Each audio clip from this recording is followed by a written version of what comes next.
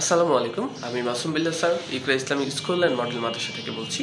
শ্রদ্ধেয় অভিভাবকদের প্রতি একটা কথা বা একটা রিকোয়েস্ট থাকবে। তাদের জন্য একটা কথা শেয়ার করতে চাচ্ছি, সেটি হলো আমরা অনেকেই সন্তানদের প্রতি যেই জায়গাটায় পিছিয়ে থাকি সেটি হলো তাদেরকে তাদের সমস্যাগুলো সমাধান করার ক্ষেত্রে আমরা এগিয়ে আসি।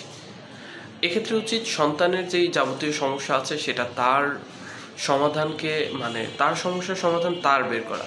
আমরা পাশ থেকে হেল্প করব, তিনি যখন না পারবেন তখন আমরা করব। কিন্তু আমরা বাচ্চাদেরকে ভ্যালু করতে পারি না, আমরা বাচ্চাদেরকে ভ্যালু দিই না। আমরা মনে করি বাচ্চারা ছোট মানুষ, ও এটা পারবে না। তাই বাচ্চাদের সমস্যা বাচ্চাকেই ফেস করতে দেওয়া উচিত, তার সমস্যা তারই সমাধান করতে দেওয়া উচিত। আমরা পিছন থেকে অবজার্ভ করব এবং দেখব সে পারছে কিনা। যদি না পারে আমরা তাকে শিখিয়ে দিব, আমরা তাকে করে দেব। কিন্তু কখনোই একবারই উচিত না। এতে হবে কি, বাচ্চার তার লিড দেওয়ার যে মন মানসিকতা, কোনো সমস্যার সলিউশন করা বা ফেস করার যে মেন্টালিটি, এটা আস্তে আস্তে বিল্ড আপ হবে। সো সন্তানের সমস্যা তাকেই সমাধান করার জন্য করুন, উদ্বুদ্ধ করুন এবং আপনি পাশ থেকে লিড দিন, আপনি পাশ থেকে তাকে হেল্প করুন, কোঅপারেট করুন।